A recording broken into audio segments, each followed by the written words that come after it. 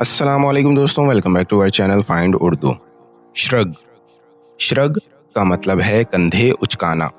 Shrug का मतलब है कंधे ऊपर उठाना या हिला देना।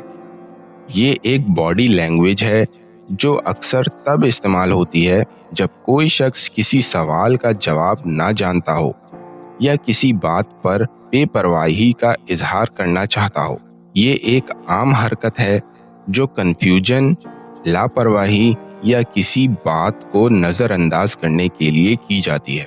She just shrugged when I asked about the lost book. जब मैंने उससे गुमशुदा किताब का पूछा तो उसने सिर्फ कंधे उचका दिए।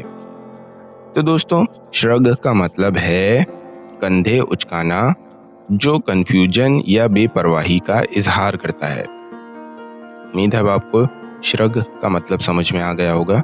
मिलते हैं नेक्स्ट वीडियो में। शुक्रिया।